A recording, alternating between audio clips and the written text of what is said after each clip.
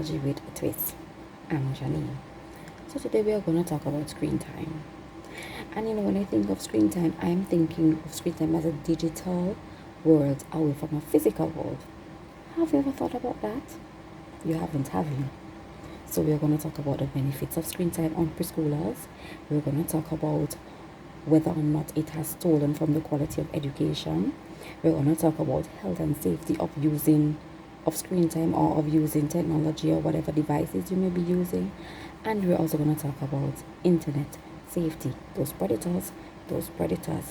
So to help us with all this information, to find out all of this information, we're going to go on the street where we're going to ask some children what they think about screen time. So come on, let's go. Hey guys. Hey. What's up? Good. So what are you guys up to? Devices. Okay, so guys, I have a little research that I am trying to conduct, and it's about screen time. Do you know anything about screen time? Yes. Tell me something about screen time. Screen time is when people get the amount of time on their devices. Okay, and what are some of the things you would do on your device? We will do homework, we will play games, watch videos, and those things. Okay, so do you like being on your devices? Yes. Oh, okay. And about how long so would you normally spend on your device a day? Half a day. You spend half a day on your device. How about you? 1.5 1.5 what? day. Really? So, in one in a day and half in a night. No. Okay, so we're gonna talk about technology and the belief that it cannot or children cannot learn from online class or virtual classes. Now, a research was done from the Harvard Graduate School of Education, and it indicated that distance learning contributed to the child's poor behavior and emotional well-being during the pandemic.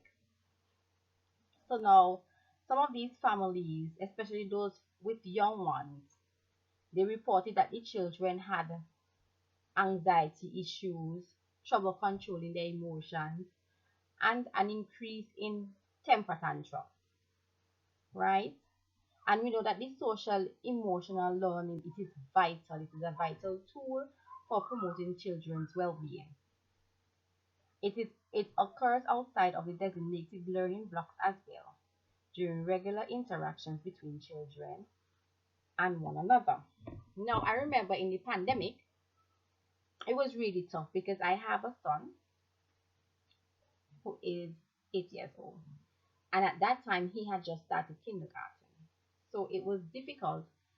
And to this present time, he is struggling with his reading. He came in school at the same time COVID came and we had to do virtual learning. It was hard. It was hard as a parent, a working parent, and it was also hard on him because he used to cry and say, "Oh, he wants to go to school. He missed school." So this is just my example of how online learning can kind of deter, the child and how they learn.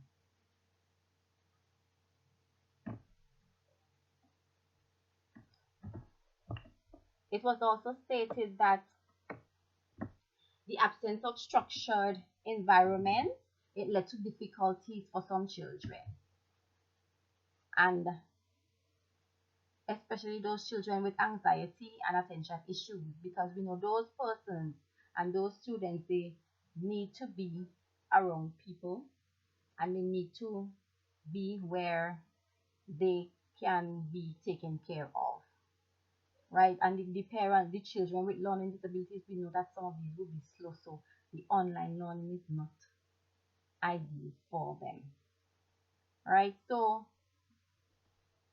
to back up this little belief, to some extent, yes, online learning can interfere with the child, the way the child learn, and how the child behaves.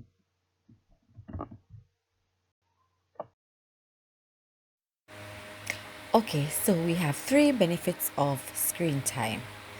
According to Nugent and Supple 2028, preschoolers are so intelligent. They develop digital literacy and computer skills for future education and everyday life. Now, the internet, it gives access to information, and it is also stated that children who have computers in their household are generally very intelligent, or they perform a lot better in academically. They also develop a good vocabulary and story comprehension in preschool children. Now, screen time, it also helps preschoolers stay connected. So let's say their family or their father or mother is working, whether in my country, in the Grenadines, or maybe they're overseas. They would use technology to communicate. So they would FaceTime, they would Skype, they would WhatsApp call or WhatsApp video call, so they can stay connected. Also, even children as young as 18 months learn through media. When you turn on the YouTube, they would learn to say their ABCs, their colors. Now, for instance, my daughter is like 21 months and she can say her ABCs. She's counting from 1 to 10. So, and this is all because of YouTube. So YouTube helps our children to be intelligent. It supports the cognitive and socio-emotional development even before they're 2 years old.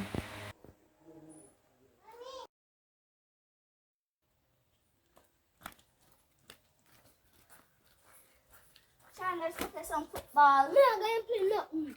Shan, what happens? Why don't you? Mommy want football on my tablet. But Shan, your mommy knows what she's saying. Your tablet can make you get blind, can make you get fat, and even give you skin cancer. Me care? Let's go play some football still. Me not going to play nothing. When you play football, you're getting strong and you're getting energy. How's your mommy not going to play nothing? Well, suit yourself. Okay, so hi guys, so we're walking up the road and we have questioned a few children so far in regards to screen time and their knowledge, and we've got quite a few interesting answers. So here we have 2 beautiful children, and we are going to hear what their thoughts about what they know about technology in terms of harmful things that happen on the internet. So hi guys, Hi. how are you all doing? Good. Okay, so guys, I'm doing a little research on some of the harmful things that happens on the internet. Do you guys know anything about that? Yes. Tell me some of the things you know. It's named cyberbullying. Oh, so you know about cyberbullying. So tell me what you know about cyberbullying. Yeah, people are cussing you on the internet. Oh, that's when they cuss you on the internet. Anything else? Yeah, I heard about sexual contact on the internet. When people are making young girls think that they're the same age as them, but they're actually adults and getting them to send pics of their private parts to them. Okay, so you guys know quite a lot. That is very good. So tell me something. So do you know what to do in cases if like this, if you guys are Tell a trusted teacher or Uh-huh. a trusted friend, or you can delete the app. okay, very good guys. So you guys, thank you so much for your info and you have a good evening. Okay, Bye. bye. Okay guys, so we just spoke about cyberbullying. So another factor of internet use, another risk factor of internet use is identity theft and fraud. Okay, Now, according to Carver in 2022, he states that identity theft is basically using somebody else's identity because there may be a breach in the data, and this will cause illicit financial transactions and false identities. Okay, now what are some of the ways you think we can prevent these?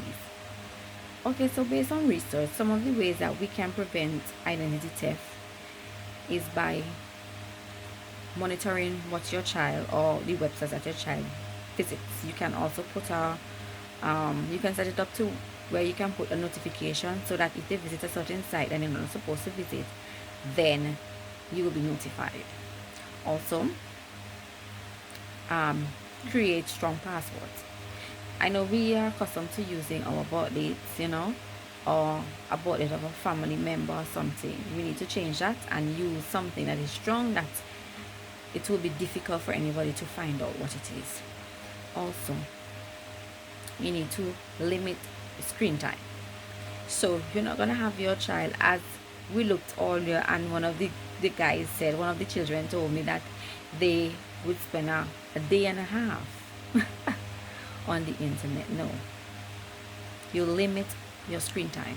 So if you're allowing your child to spend, say, 2 hours on the screen, then you let them know, okay, you're gonna be on the screen for 2 hours. Okay, so those are some of the ways we can prevent or limit identity theft, and we are going to move on to our next risk factor. So we as adults, we need to protect our children, and some of the ways we can prevent or reduce sexual exploitations are, we need to monitor our children. So let's say you are not in the room and the child is in another room. You need to set it up in a way so that even though you're not in that room, you can see what the child is doing.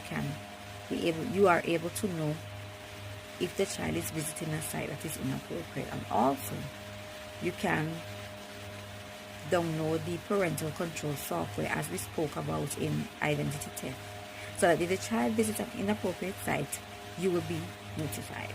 Okay, whether it be parents or teachers. Also, we need to educate our children about the process of reporting. Okay, so we need to let them know how important it is to report matters like this.